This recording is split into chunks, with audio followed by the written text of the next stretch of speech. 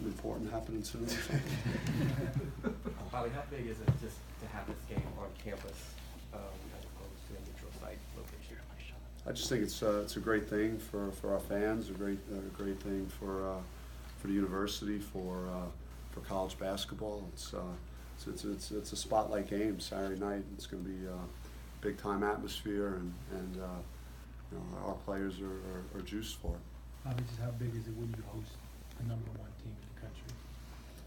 I mean, it's special. You know, it's special because of what they've done and what they're all about. Their program is what, you know, a lot of programs are striving to be on a consistent basis, and to to see that opponent here and have an opportunity to play them is a great experience for us. And it's you know, their players have been in a lot of big games, and we're trying to push our guys and put them in a lot of big games so that it for the long term of the season, and this is another example of that. And you know, they bring so much to the table. The ranking is one thing, but you know, the players that they have in that locker room, and a Hall of Fame coach, and you know, it's why we compete and do this, to have chances to play in games like this. Bobby, you guys did a number on them last year. Do you think what happened at Allen Fieldhouse will be a part of Bill Self's pregame? See, like, the thing is with that, it's like I have my own problems here. You know, just trying to worry about Arizona State, and how do I work on our offense here the next couple of days for us to play a little better to the level we need to, and I try and avoid thinking about what Coach Self might be telling them to get ready, because I have my own issues. How do you approach handling last year's game? Have you watched it with your guys a lot? Will you watch it more? I mean, is it yesterday's news? I watched it last year after the fact, and I have not watched it. You know, their roster is a lot different, and you know, they do have a couple of key players that are playing at a very high level. Gerald Vick has had some unbelievable outbursts on offense this year, and the additions that they made have you know, have put them in a great position with Lawson and the freshmen. So they're you know, obviously a very talented team. Bobby, what about the environment? You thought about just how crazy, you know, Baker's going to be come Saturday?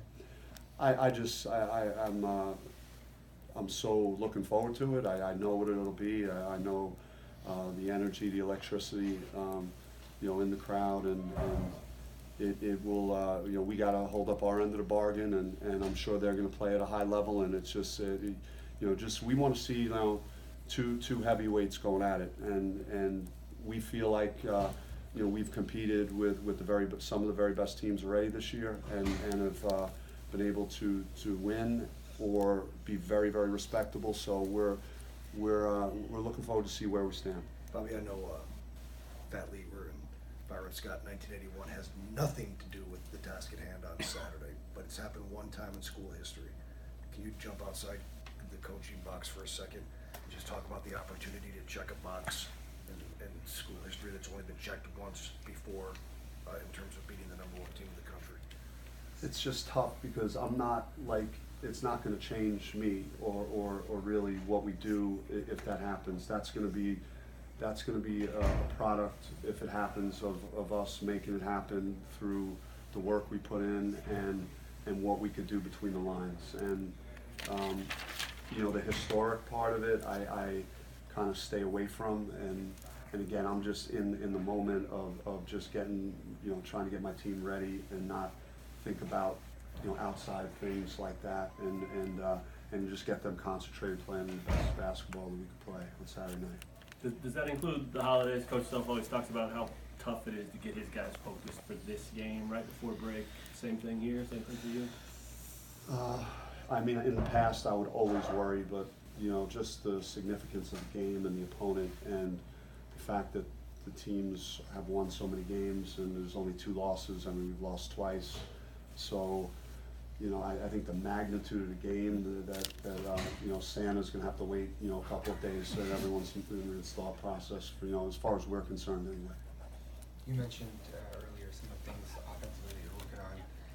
What's that been like in practices in recent days? I just think it comes down to, like, just tightening your offensive game up, and through skill work, and also execution, and and film study and seeing the opportunities that maybe we're not taking advantage of at that end of the floor, and showing those things visually to your players, and then trying to carry it over onto the floor, so you're seeing, you know, us making the extra pass, or if we're hitting the paint and we don't have a clean attack of the rim, that we're locating the open man as teams are going to converge on us, because we have proven that we have guys that are super athletic, that could get to the basket effectively, and the next phase for us is now, as teams adjust, we have to adjust also.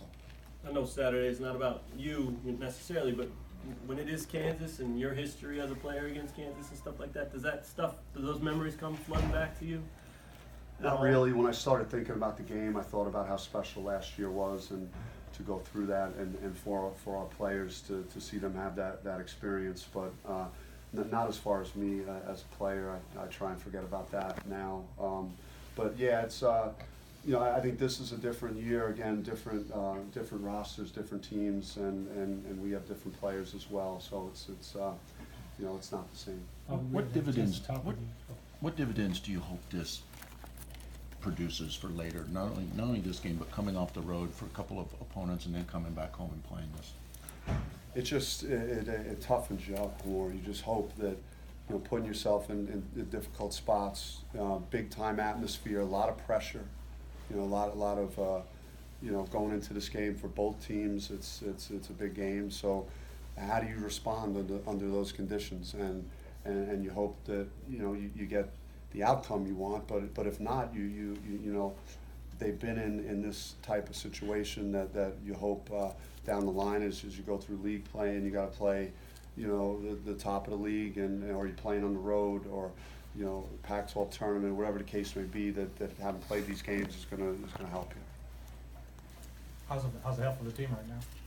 Yeah, we're doing well, and guys that were out for extended periods of time are continuing to look better. So, and just the extra practice time is going to be helpful to continue to get them comfortable in what we're doing, and so I'm noticing that from guys that were out for an extended period of time. Bobby, you got your 100th win recently. Just how nice was it to get to 100? I'm sure 101 would be sweeter. Yeah, I mean it was special because of just reflecting again on all the players you coached, and both places I've been, Buffalo and Arizona State, and to get there, and it kind of made me think back on that. But otherwise, I was more thinking about Georgia and that game, and you know, the type of grit and toughness our players showed down 18 to charge back and get a tough win on the road in the SEC. How do you approach a Kansas team in offense that it can be real reliant on a couple guys at times?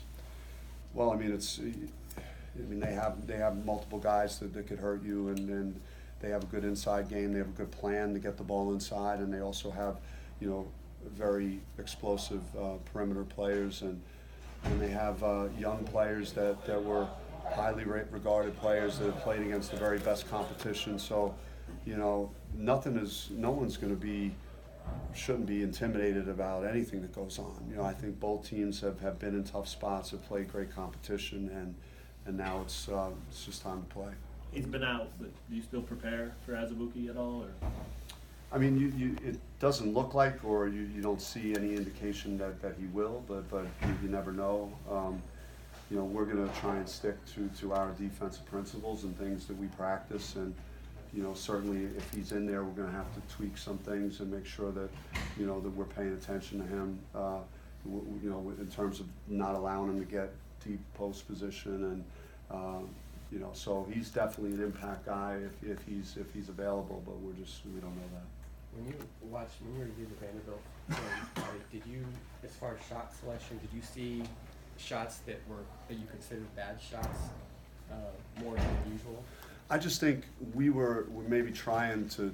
Everyone had good intentions. They were trying to make a play, and it just we needed to be a little bit, you know, make the extra pass a little better, and draw help, and then find the open teammate. And sometimes it's reminding guys that, you know, we have to have a, you know, purpose when we drive. If we have a clean attack, then go. if defense rotates to you, then let's find the open man. It's really as simple as that. And we have guys that play together, and that it's a group that likes each other. And so it's not a selfish thing. I think sometimes guys get caught on, I'm going to make this play, and as opposed to saying, hey, we got to make this play. And so by showing them and letting them see it, they'll be more mindful of where their teammates are as they're drawing attention of the defense in the lane. And it's not one guy; it was like 4 guys or 5 guys that had issues with that in our Vanderbilt game. So hopefully we've addressed it, and we're working on it in practice. Anything else? Thank you, guys. Thanks, Coach.